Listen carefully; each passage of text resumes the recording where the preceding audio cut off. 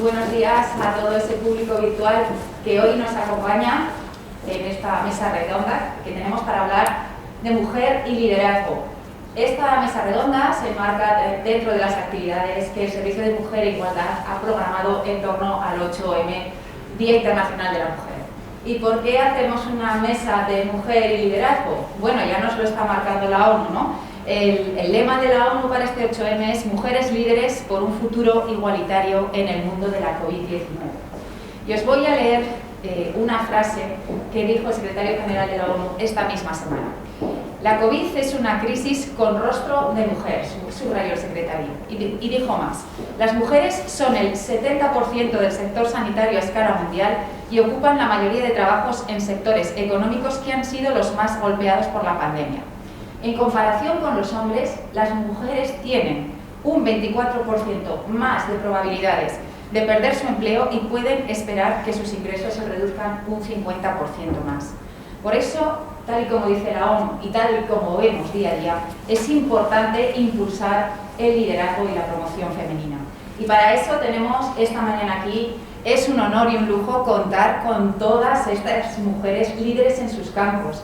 Líderes en el campo de la ciencia y la tecnología, en el campo de la cultura, del deporte también, en concreto en el fútbol, algo que no parece fácil, en el ámbito de la discapacidad, en el ámbito de la seguridad también. Y bueno, como no, tenemos aquí a nuestra moderadora, Ana Sánchez Borroy, que es periodista, y quiero hablaros, antes de que empiecen a hablar ellas, un poco pues, de su trayectoria laboral. Ana es periodista de Radio Zaragoza y la cadena SER, y ha sido reconocida con el premio Asociación de Periodistas de Aragón, Ciudad de Zaragoza, por su sección Más vale Maña en Hoy por Hoy Zaragoza, programa dedicado a las mujeres y temas feministas como las desigualdades laborales, violencias machistas, urbanismo feminista, etc. Yo creo que, como veis, esta mañana aquí hay mucho talento, aparte de mucho liderazgo, hay mucho talento y creo que tenemos que escucharlas y aprender mucho de ellas.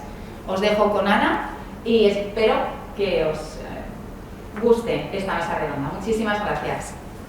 Gracias, Ana. María. Gracias al Servicio de Igualdad por organizar esta sesión y gracias, por supuesto, a todos los que estéis al otro lado de la pantalla siguiendo este debate que vamos a empezar enseguida sobre mujeres y liderazgo.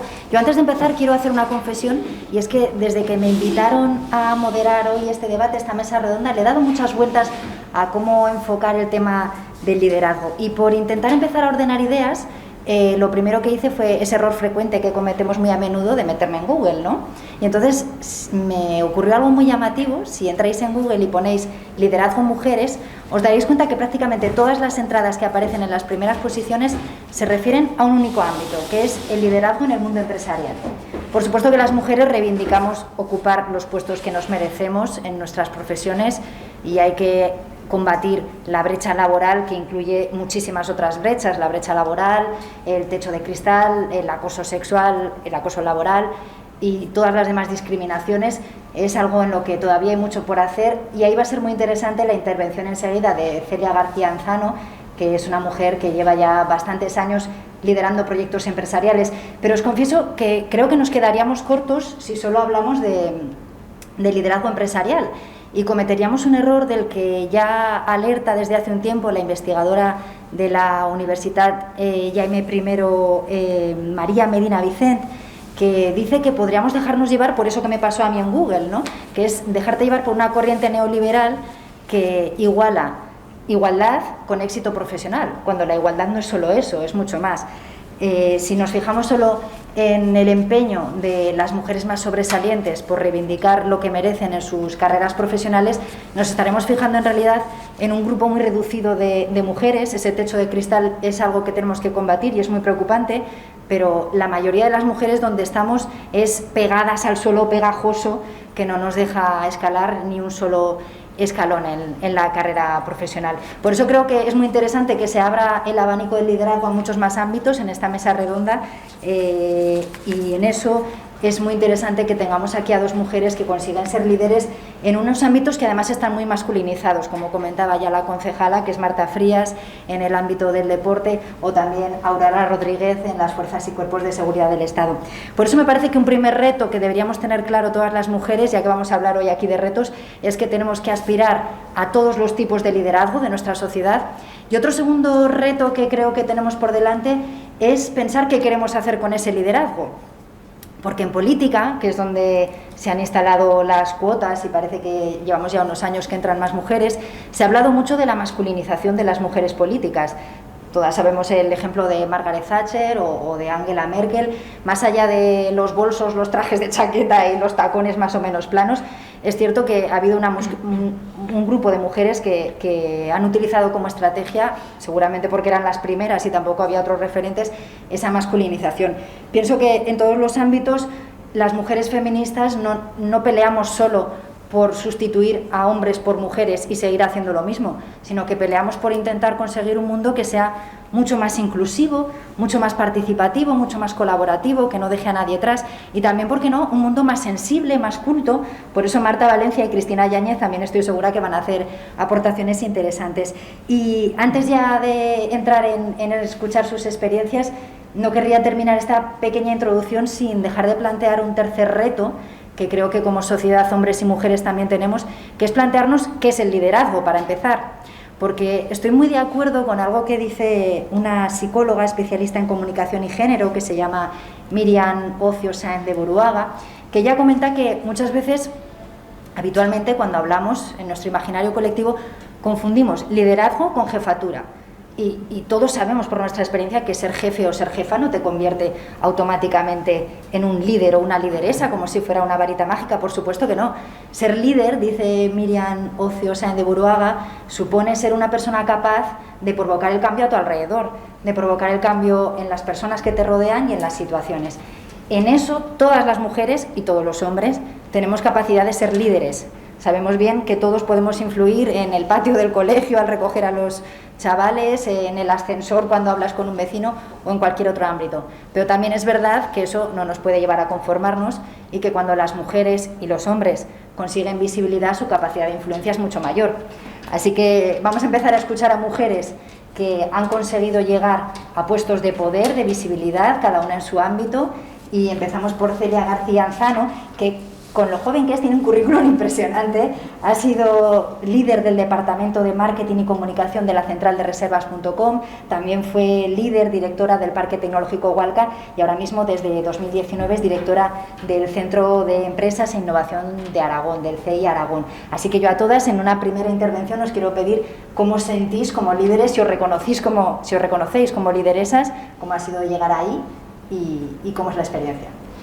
Muchísimas gracias, Ana. En primer lugar, gracias al Servicio de Igualdad por organizar esta necesaria jornada bajo ese lema, además de la ONU. Y bueno, también gracias, Ana, por esta inspiradora entrada que acabas de hacer, que bueno, yo creo que ya has hablado de muchos de los retos, ¿no?, que tenemos pendientes.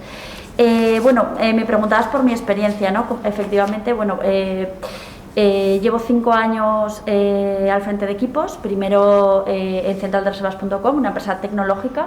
Yo vengo del mundo de la comunicación, del periodismo, y entonces el reto allí sobre todo fue entender la tecnología para poder comunicarlo, y al final pues eso es a lo que me dedico, ¿no?, a contar historias desde el mundo de la tecnología y de la ciencia, que tan necesario es pues que consigamos también visibilizar, ¿no?, la importancia de estos dos ámbitos en el mundo en el que estamos. Después me puse al frente del Parque Tecnológico Hualca y ahora mismo efectivamente estoy al frente de CEI Aragón, donde tengo un equipo de 15 personas, un equipo además bregado en 1000 batallas, con muchísima experiencia, y que bueno, pues tengo la suerte de coger todo ese know-how que tienen y de intentar liderarlo, que para mí no es otra cosa que intentar sacar lo mejor de cada persona, inspirarles y bueno, ayudarles también a encontrar el camino. Yo al final solo soy la cara visible de todo un equipo de personas que hay detrás y de todas las empresas que tenemos allí instaladas.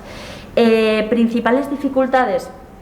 Bueno, pues al principio, como bien decías, además de ser mujer, pues el ser joven me puse al frente de mi primer equipo con 28 años. Es bastante habitual que tenga que dirigir equipos de personas que son más mayores que yo, y bueno, pues eso también es una doble dificultad, ¿no? Porque tienes que hacerte tu sitio de una manera amable, pero bueno, al final pues tienes que hacer valer también, ¿no? De alguna manera tu posición, tus ideas, sin dejar de lado a nadie, ¿no? Para que efectivamente te respeten, ¿no? Que eso es lo que tenemos que buscar todas en nuestros ámbitos de liderazgo.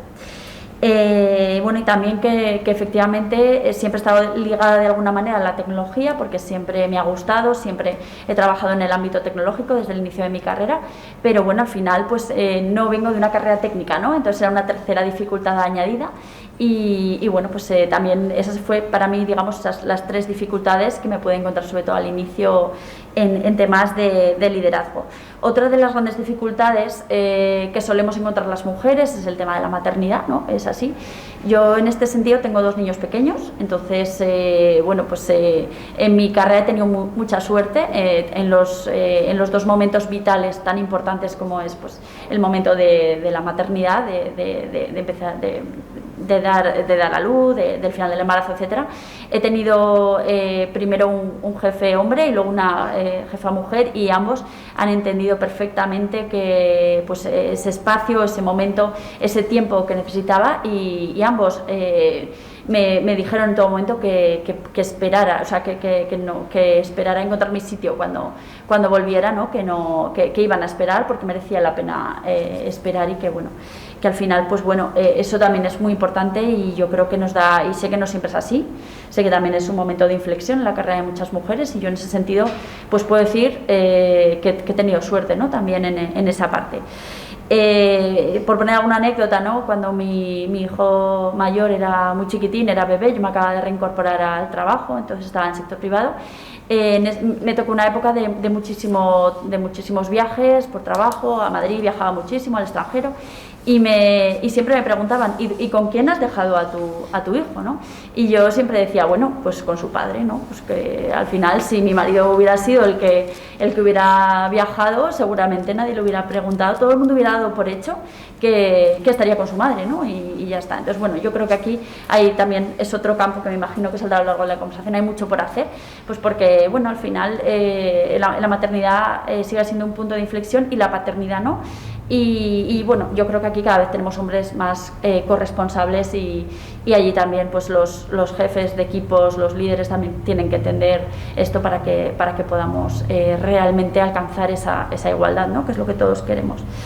Entonces, ¿más palos en la rueda que pueden tener los hombres? Pues yo creo que sí, y estos son los que he contado, son los externos, pero también tenemos nosotras palos en la rueda internos, que muchas veces nos cuesta más alzar la voz, nos cuesta más demostrar la valía, levantar la mano y decir estoy aquí, esta es mi opinión, ¿no? y hacerla valer. Entonces yo creo que allí jornadas como estas son fundamentales, días como el 8 de marzo y todo lo que conlleva siguen siendo fundamentales, y bueno, y también tenemos un ejercicio nosotras importante, ¿no? Nosotras como colectivo, ¿no? Y sobre temas del liderazgo, como bien decías, el liderazgo no es solo estar al frente de un equipo, no es solo ser jefe, ¿no? Pues porque, bueno, al final te tienes que ganar el respeto de la gente con la que trabajas. Para mí, no sé, me había apuntado aquí algunas ideas. Para mí el liderazgo es saber trabajar en equipo, hacer brillar a todos los miembros del equipo, motivarlos, agradecer, esto muchísimo, comunicar, tener visión estratégica, marcarse un objetivo y un camino para llegar a él, involucrando a toda la organización, entender el negocio en el que estás, por supuesto, y para ello escuchar muchísimo a los clientes, a los trabajadores, al entorno, a los que han pasado antes que tú. Y las habilidades de comunicación yo creo que son fundamentales para cualquier líder, y en eso, pues bueno, también hay que decir que las mujeres tenemos también una sensibilidad especial, y que creo que si alzáramos mucho más la voz, pues también se nos escucharía mucho más, que tenemos mucho que decir. Y ya, no sé si me he enrollado mucho, Ana. No. Quería dar algunas cifras del sector, porque bueno, mi participación aquí era hoy sobre todo también por la parte empresarial, pero también por la parte de ciencia y tecnología, ¿no? Que es el sector en el que yo trabajo. En España solo un 28,85% de los profesionales de sectores de alta y media alta tecnología son mujeres. solo 1 de 4 personas matriculadas en ingeniería son mujeres.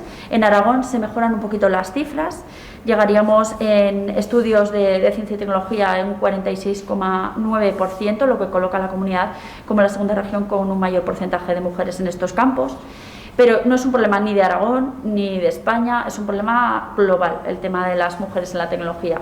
Si nos fijamos en Estados Unidos, la cifra de mujeres en este ámbito es el 35%, y estamos hablando de un país, de uno de los países punteros, ¿no?, en este tema, y donde nos llevan pues, años de recorrido, ¿no? Y tampoco es un problema solo del sector tecnológico, es un problema transversal, endémico, y la brecha de género es una realidad.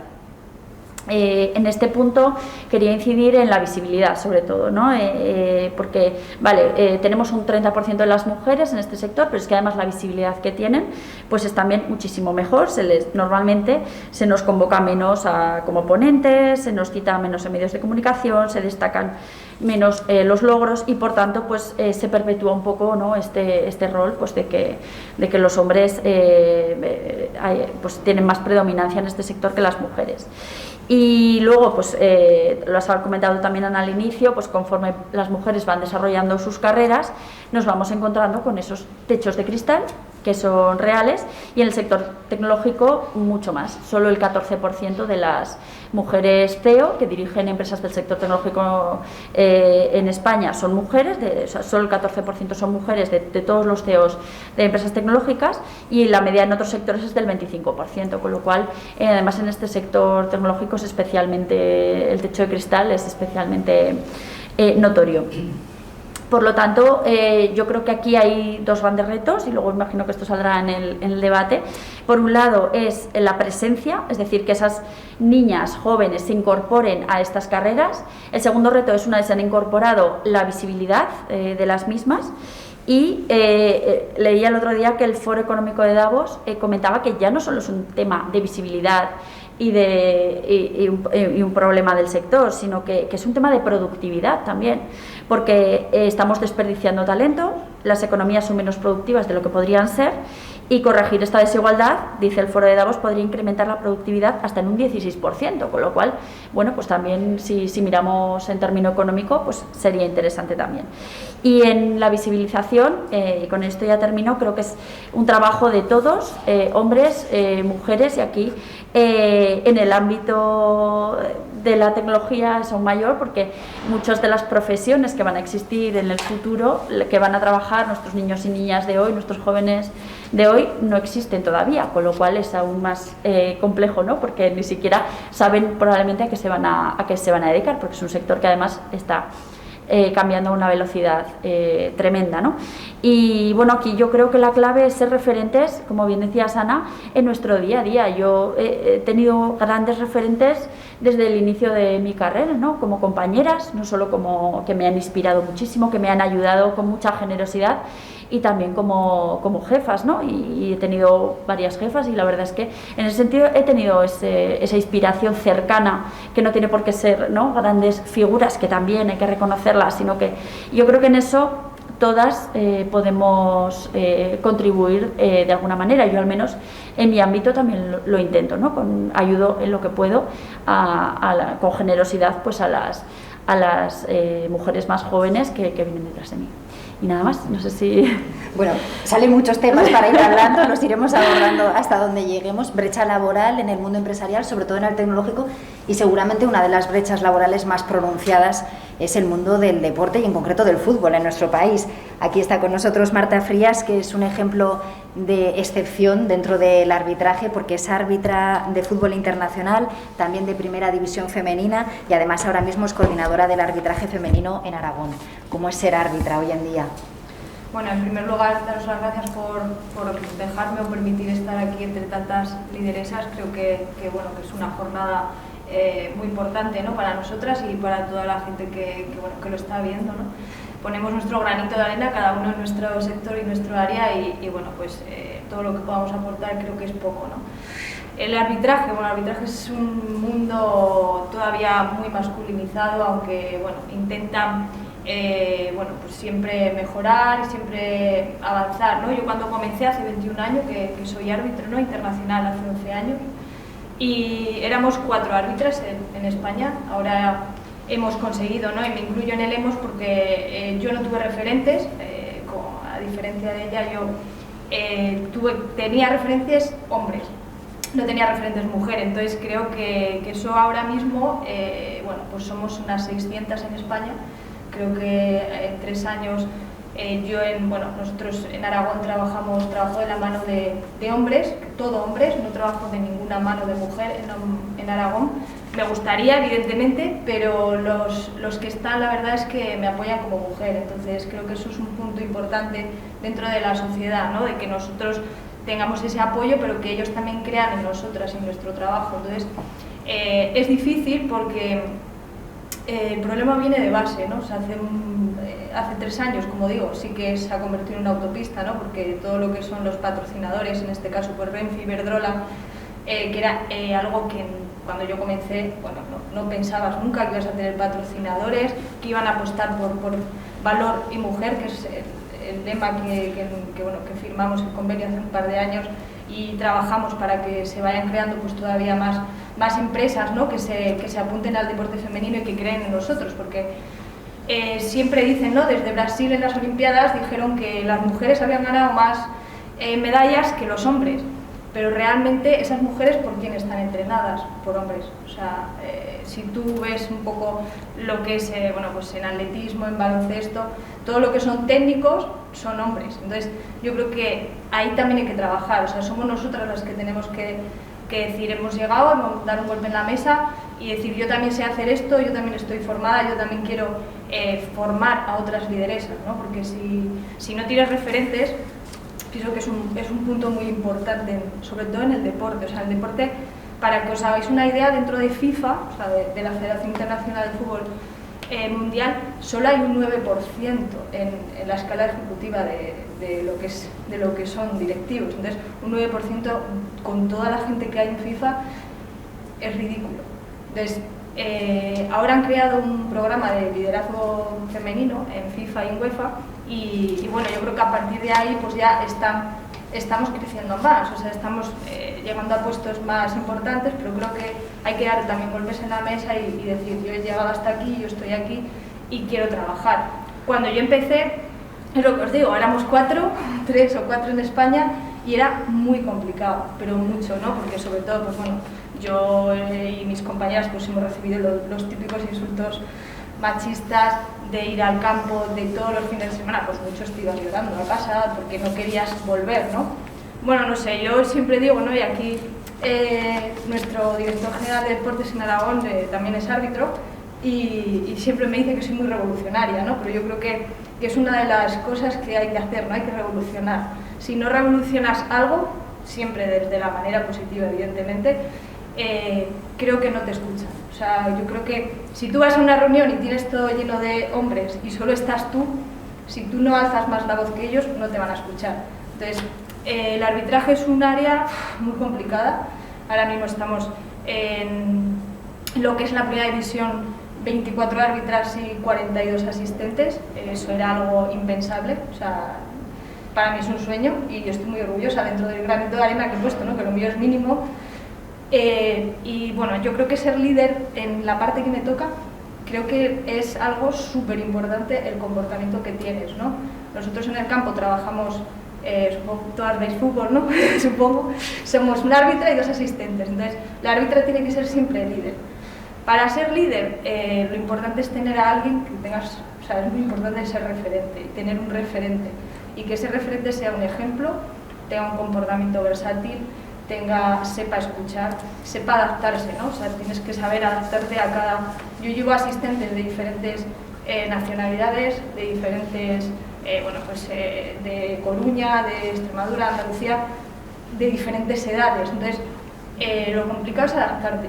Yo creo que es un punto súper importante el saber escuchar, o sea, tener que hacer brillar, ¿no? Como decía Seria, tienes que saber tú primero cómo brillar, para que ellas vean y se sientan, bueno, pues yo quiero ser como la persona que está en el centro del campo y sabe liderar todo, ¿no? Porque al final es complicado. En 90 minutos tomas unas 65 decisiones, te pueden aparecer situaciones totalmente diferentes cada partido, no es como en un trabajo, ¿no? Que sabes, si es matemáticas, 1 más 1 son 2, 2 más 2 son 4. En el terreno de juego, pues te puede llover, te puedes tener un partido más complicado por el resultado, por si es una final, si es una semifinal. Entonces, tienes que saber adaptarte y tener, bueno, pues sobre todo ese punto de coherencia y bueno, pues para brillar yo pienso que en un equipo no brilla el líder, tienes que... Es algo siempre en común, ¿no? O sea, el trabajo en equipo, el teamwork que decimos nosotros es lo básico. Y bueno, de cara al futuro yo creo que hay muchos retos. En el arbitraje yo evidentemente voy a seguir revolucionando, o sea, no voy a parar, ¿no? Porque creo que es algo impensable, es algo importante, algo súper bonito para nosotras. Y bueno, no sé si algún día se verá alguna mujer en primera división masculina, porque en femenina, bueno, ahí estamos. Pero a mí me gustaría, ¿no? O sea, me gustaría que bueno, pues que hubiera hombres que también nos apoyen, ¿no? Porque sin eso, o sea, si no tienes a gente ahí, ¿no? Que te dé esa oportunidad, porque las organizaciones en el deporte, ahora mismo no recuerdo, pero no sé cuántas presidentas de federaciones hay. Creo que en Aragón, no lo sé, igual me pillo los dedos, tienes 3 o 4, ¿no? Entonces también dentro de las organizaciones políticas hay que llegar a la cumbre, ¿no? A esas ganas de decir yo quiero ser presidenta de la Federación Aragonesa de Atletismo, de Fútbol, de Baloncesto. Entonces también esas organizaciones, bueno, pues luchar por esos puestos y seguir trabajando desde donde, vamos, donde puedas, donde te dejan y donde luches y trabajes. Pues enhorabuena por ese granito o montón de granitos de arena y por supuesto queremos que siga revolucionando. Del deporte al asociacionismo, en las asociaciones seguro que todos y todas pensáis en asociaciones que están llenas de mujeres en la base, pero que muy a menudo hay presidentes dirigiéndolas. Eso es algo que ocurre en general en las asociaciones y entiendo que también ha ocurrido a veces en las asociaciones de discapacidad. Marta Valencia ha roto ese cliché. En 2015 se convirtió en la primera mujer discapacitada en presidir CERMI Aragón. Además ha sido elegida líder en 2017 de la Fundación Disminuidos Físicos de Aragón y hace unos meses también ha sido elegida presidenta de la Fundación CERMI Mujeres, en este caso a nivel estatal. Como es ser lideresa en el mundo de las mujeres con discapacidad, que sabemos que sufren una doble discriminación cuando no es triple o por 4 o por 5, ¿verdad? Bueno, pues es igual de complicado que el resto de las mujeres. Como siempre decimos, lo primero es que somos mujeres y en el caso de mujeres con discapacidad, bueno, hablamos de discriminación interseccional, no solo por ser mujer, por tener una discapacidad, sino pues por múltiples factores que pueden incidir, como en el resto de mujeres, y que van multiplicando. Entonces, en el movimiento, por ejemplo, asociativo de personas con discapacidad, cuando me propusieron desde el Servicio de Igualdad, por cierto, agradecer la visibilización, que es muy importante, me proponían cómo hacer Mujeres, pues una entidad de mujeres con discapacidad. Bueno, es más importante para mí el ser presidenta de Fundación DEFA que en una organización de mujeres, que hemos tenido que crear porque pues en el movimiento feminista empezaban los años 60, de las personas con discapacidad en los 70, íbamos a decir, oye, que tenemos problemas, no, que tenéis discapacidad, al movimiento feminista, íbamos al de personas con discapacidad, no, que sois mujeres, te encontrabas ahí en el limbo. Entonces empezamos un movimiento feminista de mujeres con discapacidad, pues allá por los 90, que es necesario porque, bueno, como comentaba antes un poquito, en el caso de las mujeres con discapacidad ahí tenemos muchísimas barreras todavía que romper. Hay una mayor sobreprotección por parte de las familias, que no digo que lo hagan con mala intención, pero que negativiza las aptitudes, las posibilidades de ser autónomas, de saber los recursos que tengan y que las mujeres con discapacidad muevan y vivan su propia vida y tomen sus propias decisiones. Hoy en día pues hace falta un empleo para que podamos ser autónomas, y los últimos datos, que no quiero ni pensar lo que pasará ahora con la crisis del COVID, pero en los últimos datos el 65% de las mujeres con discapacidad están inactivas, o sea, están en casa. Hay mucha mira, te quedas en casa con una pensión no contributiva, pero ayudas a las tareas domésticas. Entonces, pues eso es la verdad que terrible. Hay una degradación, una autopercepción negativa, y ni siquiera, por ejemplo, ya sabéis, pues con las mujeres que trabajamos, que puede haber situaciones de violencia en que no sepan ni siquiera que son víctimas de violencia. Ahora, por ejemplo, con los seminarios que se van haciendo y demás, el otro día lo hablaba con otras compañeras de Cataluña, van saliendo más casos de aumentos de prostitución, porque según los últimos estudios que se decía que en discapacidad se hace por el Observatorio de la Discapacidad, es el informe Olivenza, por si queréis consultarlos y eso, la cara de la pobreza es de la mujer con discapacidad. Y por poneros un poco, si más o menos el 10% de toda la población tenemos una discapacidad reconocida, el 60% somos mujeres, o sea, imaginaros que es muy amplio. Entonces ahí empezamos a crear ese movimiento feminista de mujeres con discapacidad, porque tenemos que romper, las mujeres se tienen que empoderar, tienen que capacitarse. Además ahí hemos utilizado, aquí en Aragón tenemos la asociación Amanixer, que hemos, aquí desde el ayuntamiento ahora nos están apoyando un montón. Hacemos programas antes de la pandemia de teatroterapia o de literatura que servían muy bien para romper esas barreras internas que se tienen y soltar, que parece que sueltas en un personaje pero que después lo sueltas tú. Entonces la verdad que es muy importante. Es importante además, hablando de liderazgo, de ser lideresa, que a veces te comprometes y demás, por visibilizar, porque igual que pedimos que en los estudios salga la variable de discapacidad de mujer o del tipo de discapacidad, que también es muy importante, pues el visibilizar lo que no se ve no existe. Entonces tenemos que estar y tenemos que mover. Ahí no es que nosotros vamos un poquito más atrás, pero tenemos que ir moviendo para que cada vez haya más mujeres, porque en el sector de las personas con discapacidad nos pasa igual que en las empresas, que en todo, exactamente igual. Normalmente son hombres los que están al cargo de las entidades. Por eso decía que quería presentarme precisamente como presidenta de Fundación DEFA, que es de aquí de Aragón, y llevamos 45 años trabajando, muy importante, y que pues es importante que vayamos moviendo y que consigamos que cada vez más mujeres con discapacidad estemos no solo en las organizaciones de personas con discapacidad, sino en empresas, en todos los ámbitos que se quiera, que somos un colectivo muy importante. Y como se decía, pues ahí se está quitando esa participación y esa, ahora no me sale la palabra, a la sociedad la reinversión, ¿no?, que se tiene en la sociedad, el participar, el cotizar, el estar. Hay una parte importantísima ahí de mujeres que estamos paralizadas en casa, que además siempre decimos, a las mujeres con discapacidad no se nos reconoce el derecho a ser madre, cuando a las mujeres no se discute en ningún lugar. Por fin se ha cambiado el Código Penal, que autorizaba hacer esterilizaciones forzadas en pleno siglo XXI todavía. Bueno, pues vamos avanzando poco a poco y siempre revolucionando, ¿eh? Tenemos que ser revolucionarias también.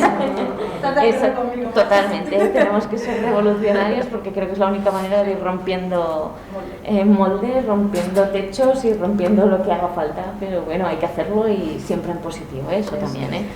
Seguimos con otra revolucionaria, estoy segura, que es Cristina Yáñez. Si antes decíamos que en las asociaciones hay muchas mujeres asociadas y pocas dirigiendo, yo creo que en el mundo del espectáculo pasa algo parecido, porque hay muchas mujeres artistas, pero sin salir de las artistas zaragozanas, seguro que todas recordamos a Eva Amaral quejándose de que le alaban por su voz, pero cuando hay una pregunta sobre la composición o sobre las letras, se la dirigen a Juan Aguirre. O Marisol Aznar, que muchas veces se ha quejado en público de que le reconocen como artista, como actriz, pero no se acuerda nadie de que ella también es guionista, ¿no?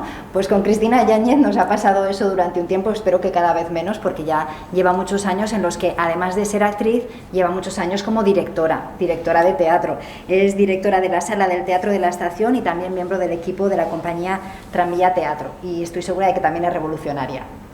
Sí, bueno, a mí siempre algunos de mis compañeros me decían, aquí llega la Yáñez. Eso significaba que venía quizá la revolucionaria. Tengo un poco de ese apelativo. Bueno, supongo que a veces ha ido en clave agresiva para que de alguna manera no hablara o no dijera, y en otras ocasiones seguramente que es una cosa a favor, ¿no? La verdad es que en el mundo de la cultura, a mí lo primero que me gustaría un poco plantear es ese tema de cómo nos ven a las mujeres y al mundo de la cultura, la sociedad que nos rodea, y cuál es la imagen que dan de nosotros y de nosotras ante la sociedad que nos rodea. ¿Por qué? Porque hay una imagen claramente que incide fundamentalmente en la superficialidad, en el entretenimiento, en que todo es imagen y pose. Y a mí lo que me gustaría primero es eso, es decir, en ese caso, las mujeres que salen en los medios, en los premios, en tal, son claramente como el ejemplo de lo que es la cultura. Bueno, eso es una parte, porque es promoción, todos lo sabemos, que se llama promoción de un espectáculo o de una obra de teatro o de unos premios, pero eso no tiene nada que ver con verdaderamente el día a día cotidiano de las personas que nos dedicamos a la cultura. Y eso es una de las claves, la primera, que hace que, sí, hombres y mujeres en nuestro ámbito son vistos así, que no voy a contar entonces ya de las mujeres. Es decir, a las mujeres se nos valora fundamentalmente por nuestra presencia física, de manera que, bueno, ya lo hemos hablado en muchísimas ocasiones, cuando eres joven, eres mona, y por tanto vamos a sacarte, vamos a utilizar, ¿no?, tus encantos y tal. Conforme vas cumpliendo años, a lo mejor al principio tienes posibilidades de trabajo. Ya no voy a entrar en todos los movimientos que está habiendo ahora del Me Too y de todo esto, que también existe, y yo creo que muchas lo hemos vivido, este tipo de, ¿no?, pequeños acosos o otras cosas.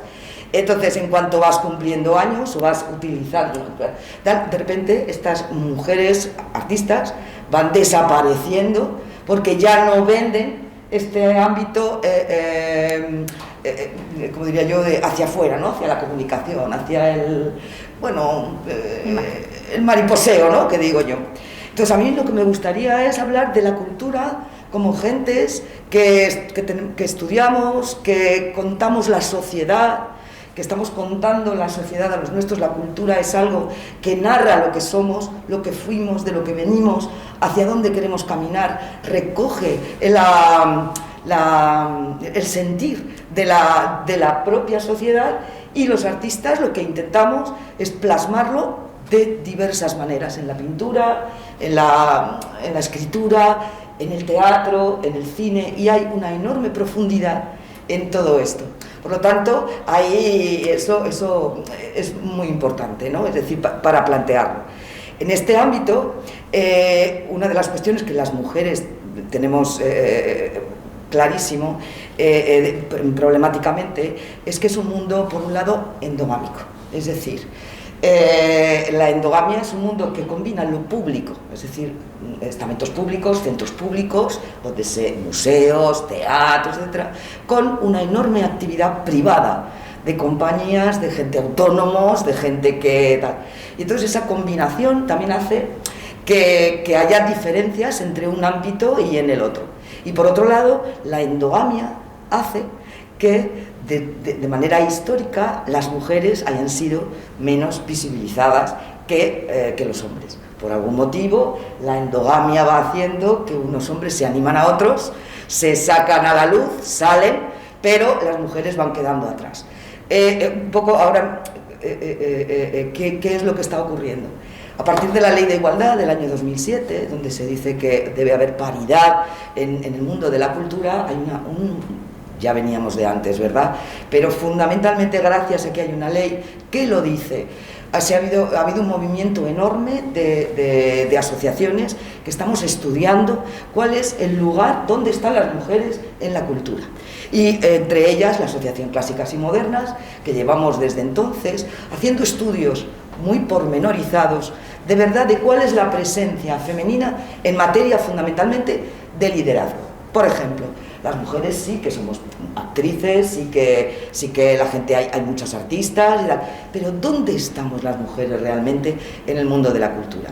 Pues ¿qué ocurre? Las cifras, tanto en la música como en las músicas, como en la música clásica, en las artes escénicas, en la literatura, nos dan unas cifras de que en liderazgo no pasamos del 18% en España, y que todo lo demás está dominado por hombres, ¿no? Es decir, todos los directores de museos, los directores de teatros, bueno, en Aragón creo que estoy yo en soledad desde hace muchísimo tiempo como directora. Yo también soy empresaria, por eso dirijo un teatro, o sea, no hay otra cuestión.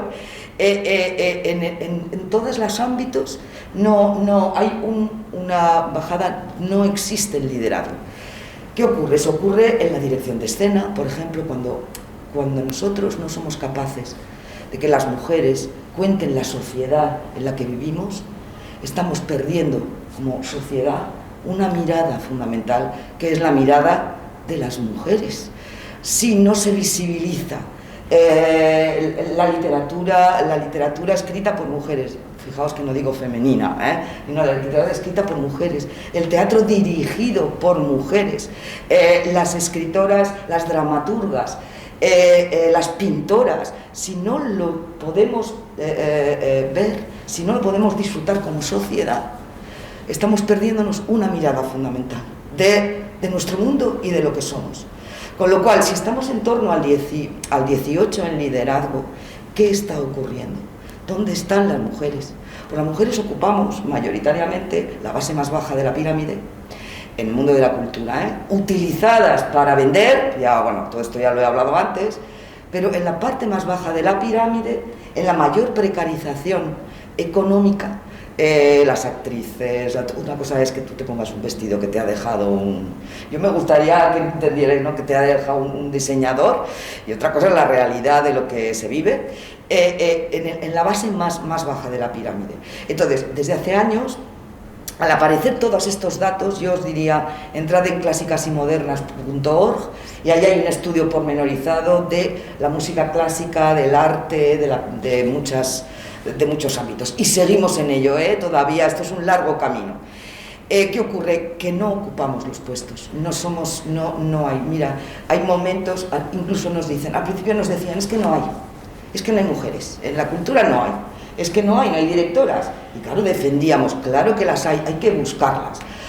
Por ejemplo, todavía yo dirijo un teatro y por tanto la visibilidad de las mujeres que dirigen obras de teatro y que son creadoras, para mí, su visibilización es para mí prioritaria. Por lo tanto, el Teatro de la Estación está comprometido total en que las creadoras que tienen el mismo nivel o mayor que muchos hombres puedan ser vistas por la gente. Pero esto no es común en el resto de los teatros. Necesitamos gente, mujeres, que accedan a los puestos de dirección de teatros, dirección de museos, dirección de lugares de decisión, para que puedan decidir, ¿no? Y por lo menos la mirada femenina pueda ir incidiendo en que desde esa baja pirámide vayan siendo visibles mujeres muy buenas, con unas posibilidades excelentes de visión de la sociedad y de cómo plantear, para que vayan subiendo en esa pirámide. Y esto creo que las directoras, las que poco a poco vamos llegando, bueno, estamos ahí, para mí es fundamental, es un compromiso clarísimo, sin olvidar, por supuesto, la presencia masculina, eso es evidente, ¿no? Es decir, pero porque tenemos que saltar de ese 18%, no puede ser. Fijaos, mira, en la música clásica no hay directoras de orquesta apenas, es que no hay. Mira, en el auditorio hicimos un análisis, había un 0%. ¿Sabéis? Es decir, esto hace unos años y ahora no lo puedo saber. Esto en todos los lugares, y al ser un ámbito tan atomizado, nos cuesta mucho decir la música, la literatura, la pintura. Bueno, en la pintura, fijaos que ha habido también mucho lío, mucha polémica con el tema de las exposiciones. ¿Quién dirige las exposiciones? ¿Quién comisaría? ¿Quién dirige los teatros? ¿Quién elige sacar de los fondos y poner una pintura de una mujer, ¿no?, que a lo mejor puede estar a la misma altura que uno conocido? Por algún motivo, las mujeres hemos estado muy invisibilizadas y hay que ir siguiendo. El compromiso de las que vamos llegando poco a poco, creo que es evidente. Yo creo que casi todas las que vamos llegando poco a poco tenemos ese compromiso de hacer visibles a nuestras compañeras, a las de antes, a las de ahora, y espero que a las que vendrán. Y ese es el camino. el camino no es fácil. Ya digo, por ejemplo, hay otra de las cosas que ocurren, y es que se decide, bueno, toca hacer un ciclo de mujeres, venga, ponemos 4 o 5, ya está, aquí ya, que esto está ocurriendo ahora, nuestras reivindicaciones es, vale, pues hacemos uno y ya estáis visibles. No, queremos de manera habitual, queremos que no nos hagan un ciclo concreto, que todavía es necesario, eso es evidente, pero queremos llegar de manera habitual en las programaciones, en las exposiciones, de manera habitual, no excepcional. O por ejemplo, eso empuje, ¿no?, que nos hacen algunas directoras, que es, pero si no estás hablando de mujeres en la obra de teatro, es decir, yo hablo de todo, es decir, tengo que hablar de todo lo que ocurre. Y es verdad que mi mirada sobre su mirada como directora de escena sobre un tema es femenina, es evidente, soy mujer, y evidentemente, pero no necesariamente única y exclusivamente tengo que hablar, ¿no?, que se vea aunque también seguro, es decir, que está dentro de mí. Así que este es el problema. A mí me gustaría, que creo que es uno de los sectores que yo creía cuando era joven, que yo entraba en un mundo libre y un mundo abierto y en un mundo que no había esto. Y conforme yo fui decidiendo, y este ya es mi ámbito personal, empecé como actriz, un día me di cuenta de que yo quería dirigir y que tenía capacidad y me sentía con capacidad para dirigir.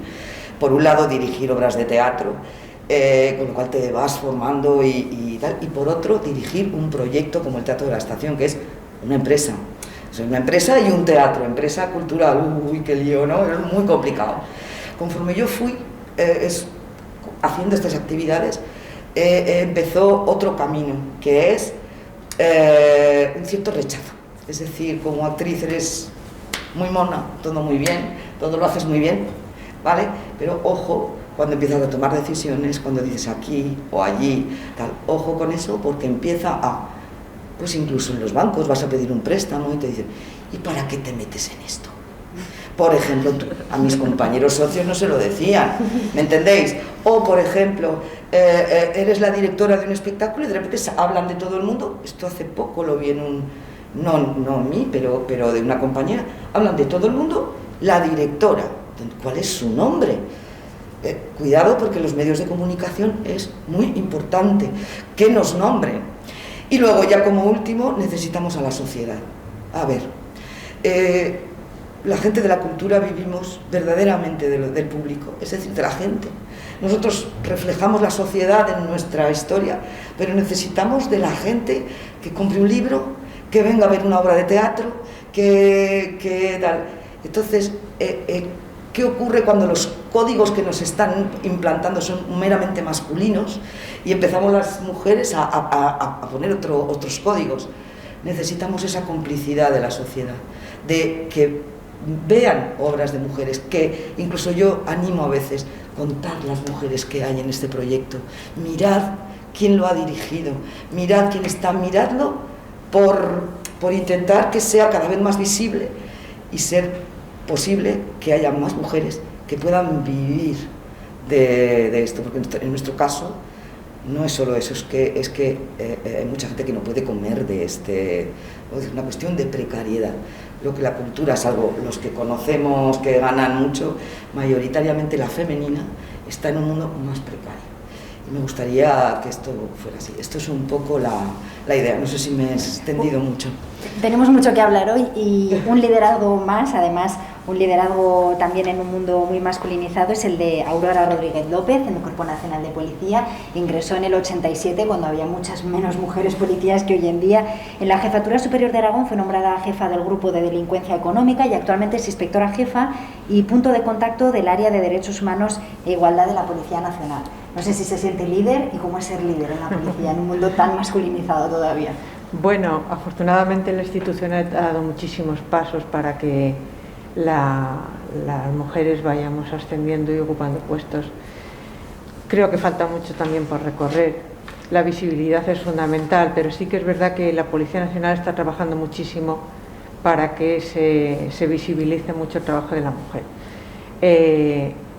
Hay concretamente un grupo de participación ciudadana que está constantemente yendo a los colegios para que se vea a la Policía Nacional y también a la mujer dentro de la Policía Nacional. Y eso es fundamental. El llegar a los colegios, creo que la base de todo la llegada de la mujer a cualquier puesto, de puestos de base o de puestos de liderazgo, está en la educación, en los colegios.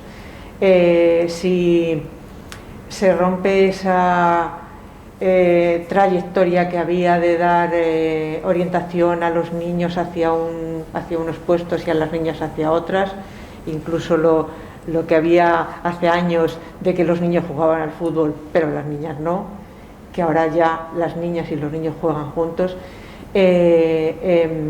eso da pie a que se vea que la mujer está integrada, que yo creo que lo fundamental es que los niños y las niñas estén formados sin distinción. Porque en un cuerpo como la Policía Nacional, donde todavía las mujeres líderes son muy escasas, podemos presumir, es verdad, somos algo más del 15%, desde hace más de 40 años que la mujer está en la policía, pues podemos presumir de que somos una de las instituciones que más porcentaje de mujeres tenemos. Pero ¿es que es suficiente un 15%? Pues no. Yo, en mi opinión ya personal, no sé si me arriesgo mucho, pero en mi opinión personal es que no es suficiente. Las comisarias principales son poco más del 9%, que es el puesto de mayor nivel que tiene una mujer. Comisarias, poco más del 10%. Entonces, a mí me parece muy poco. Me parece muy poco. ¿Que tenemos que estar orgullosos? Sí. Hay otras instituciones que tienen mucho menos, pero que tenemos que seguir trabajando. Y es verdad que desde que se creó el área de Derechos Humanos e Igualdad, se está poniendo mucho empeño en que se vea el trabajo de la mujer, que los puestos a los que se alcance no haya, o el trabajo que quiera hacer una mujer, no haya en ningún momento una cortapisa para que pueda acceder a ese puesto, sea de base o sea de liderazgo, pero aún hay mucho que recorrer. Institucionalmente yo creo que todos son apoyos. Se está haciendo mucho empeño en visibilizar el trabajo de la mujer en todos los campos, pues lo mismo en alguien que está en caballería, como alguien que está en delitos tecnológicos, como alguien que está en científica o en extranjería o en gestión, o sea, todos los puestos. Las mujeres ahora mismo estamos en todos los puestos, eso es cierto, pero vamos arrastrando todavía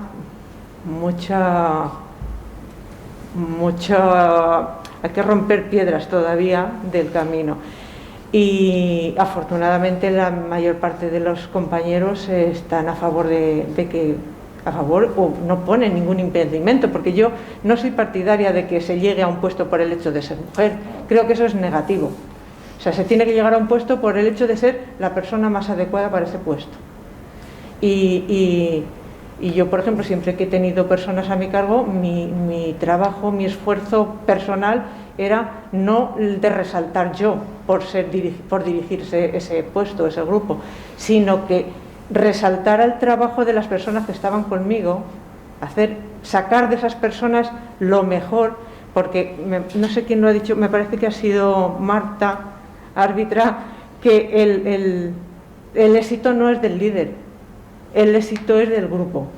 Si el grupo tiene éxito, si se mejora el trabajo, si se agiliza, si se moderniza el trabajo, creo que el líder se siente, yo como mujer líder me siento feliz, no porque yo haya conseguido eso, sino porque he conseguido que cada uno haya aportado del grupo lo mejor que tenía para que el grupo avance. Para mí, la tarea del líder y de la mujer líder, que además le da una perspectiva muy diferente, una orientación muy diferente, creo que tenemos una sensibilidad distinta. Me empeño mucho en saber escuchar, no digo que no haya hombres que lo hacen también, muchos, y muchos líderes también, pero el saber escuchar a la gente para saber entender que si tiene algún problema personal puede estar influyendo en su rendimiento profesional, pues ese detalle femenino que decía Cristina que se aporta es el que hace que, no sé, que los grupos de trabajo mejoren. Y creo que en la policía pues también. Y ya digo que ahora estamos muy satisfechos porque hay mujeres dirigiendo grupos en todos los niveles. Hay una subdirectora general, bueno, ya llegarán más, hay una jefa de división, ya habrá más también, hay jefas superiores, hay jefas de comisarías generales, jefas de grupo, muchas.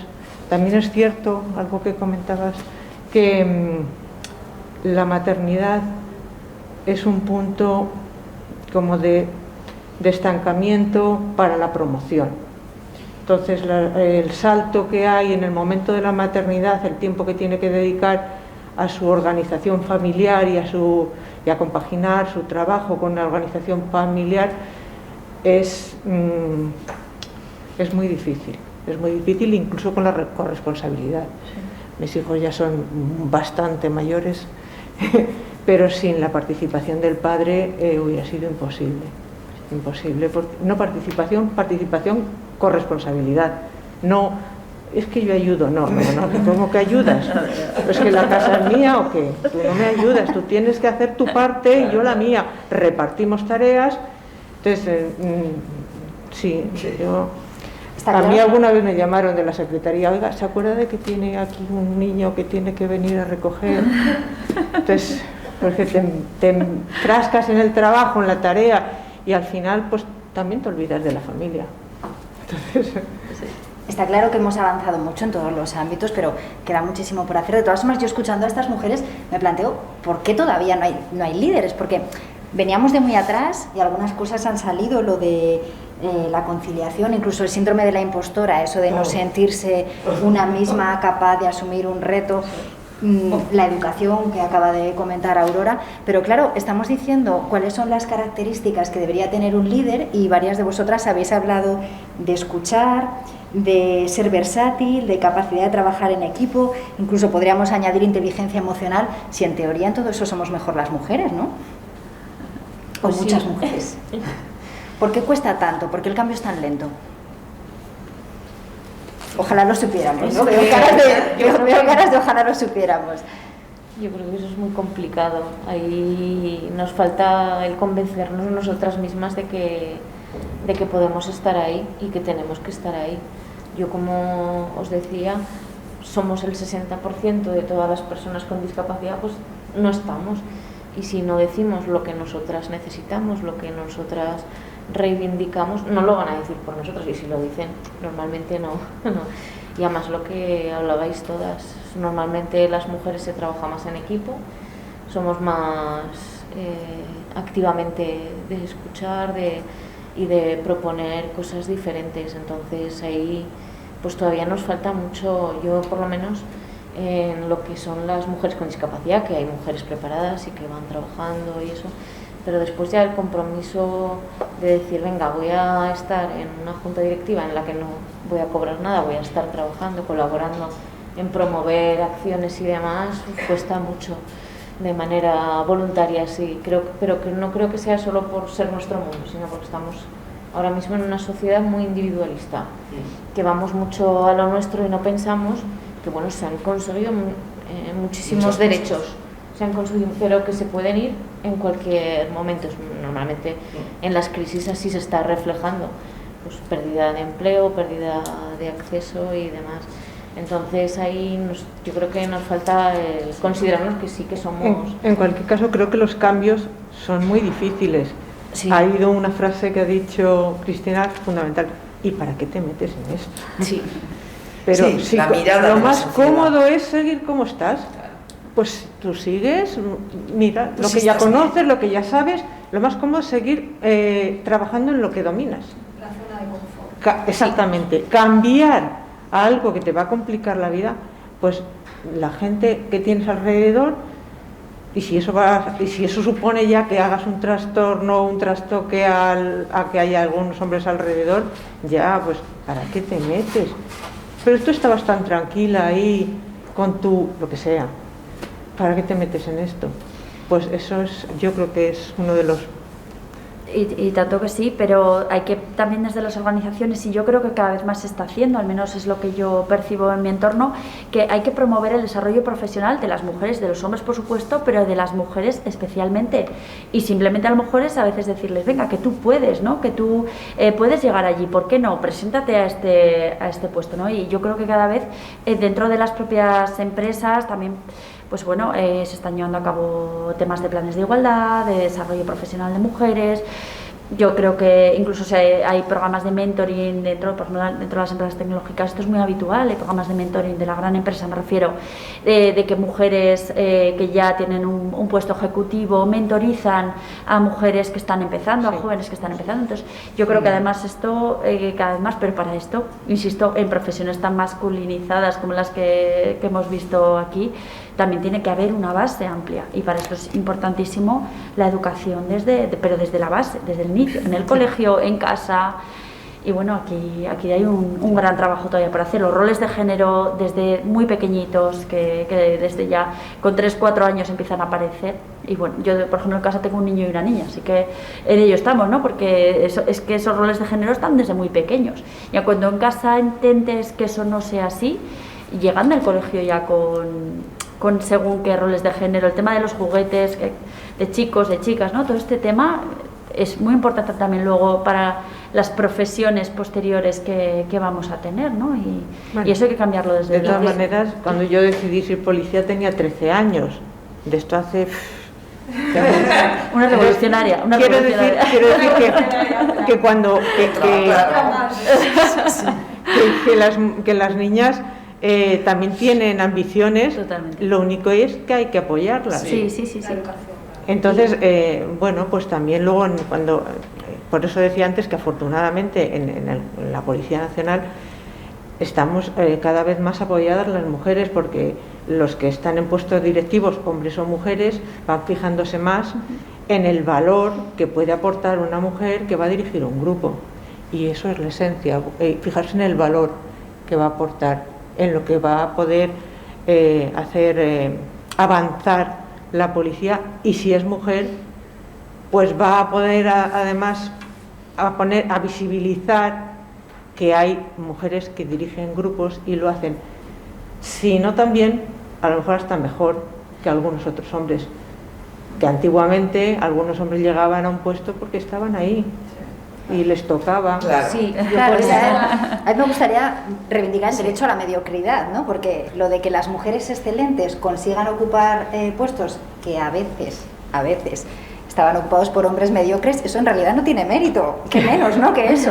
Lo que tenemos que conseguir es que llegue alguna mujer mediocre también, de vez en cuando, ¿no? Es lo que no se nos pida tanto. Lo digo porque eso nos exige más. Que también nosotras mismas somos muy exigentes.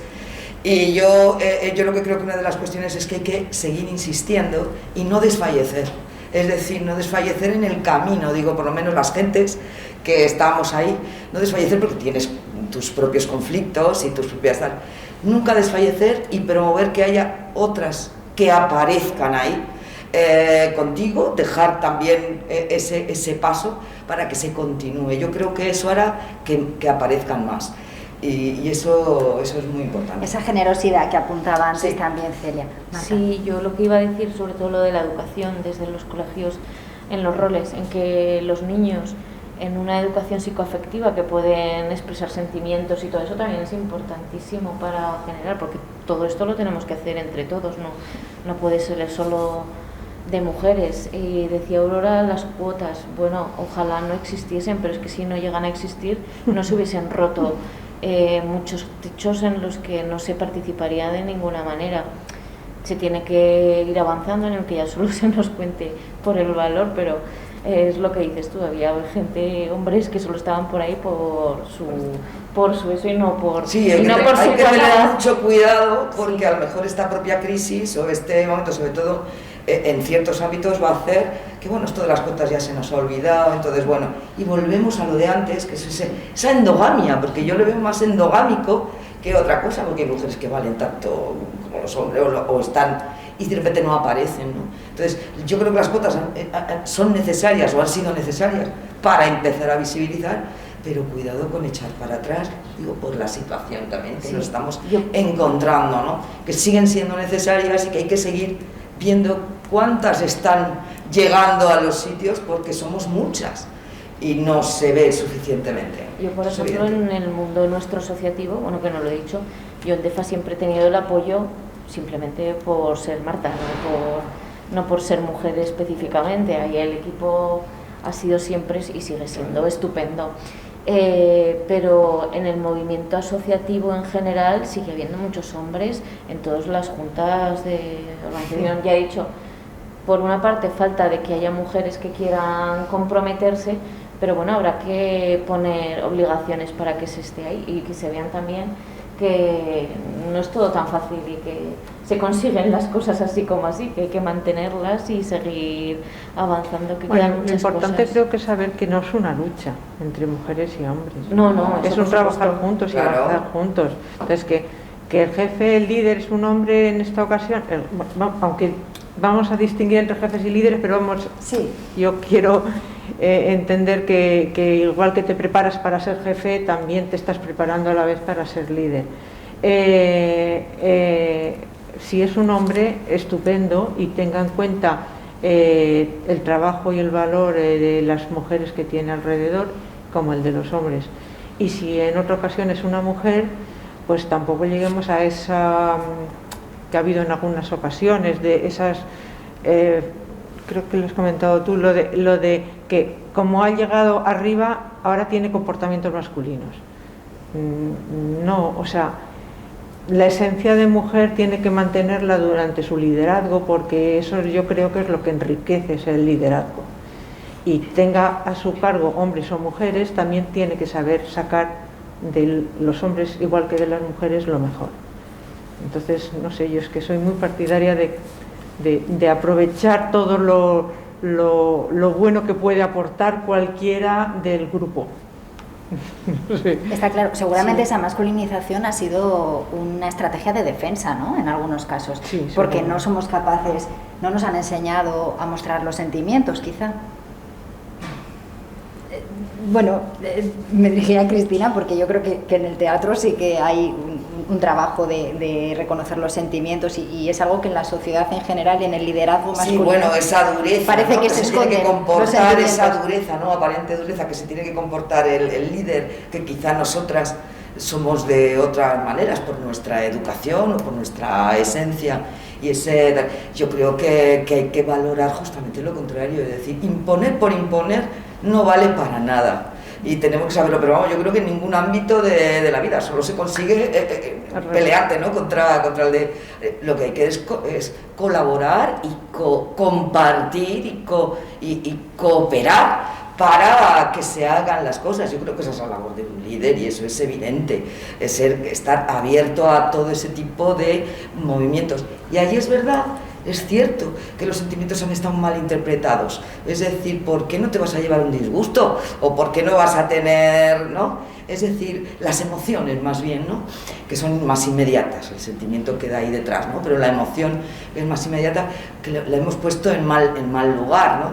Pero también la capacidad de control, la capacidad de estar, ¿no?, frente a los demás, porque también a veces la emoción suelta por ahí tampoco es muy buena. Yo creo que ahí las mujeres también sabemos cómo utilizar esto, ¿no? Bueno, pues creo que tenemos que ir terminando. Con estos mensajes nos vamos a quedar. Se ha dicho por aquí que sin pues mujeres... había aquí un montón de podríamos temas. seguir 2 o 3 horas. Sí. Por cerrar un poco el debate, se ha dicho por aquí que sin mujeres perdemos visibilidad, por supuesto, perdemos productividad, pero hace poco yo le oí a alguien decir que tenemos que fomentar que las mujeres se atrevan a estudiar ciencias, por ejemplo, no solo porque podemos estar desperdiciando una Marie Curie, sino porque es una cuestión de justicia. O sea, además de que perdamos productividad, o a pesar de que de otros temas que han ido saliendo aquí, pues es lo justo que las mujeres ocupemos los puestos que nos merecemos, ¿no? Yo creo que es uno de los temas que no podemos perder de vista cuando hablamos de esto. Os agradezco a todas haber estado aquí y, por supuesto, al Servicio de Igualdad haberlo organizado. Yo creo que ha sido muy interesante este debate y habéis hecho aportaciones muy distintas, pero muy interesantes todas, así que nos emplazamos para otra, ¿no? Porque nos han quedado cosas en el tema es tan amplio que, ¿verdad?, que cuesta como centrar, ¿verdad?, porque pues, es amplísimo. Sí. Seguro que se vuelven a organizar jornadas como estas interesantes desde la Casa de la Mujer. Buenos días.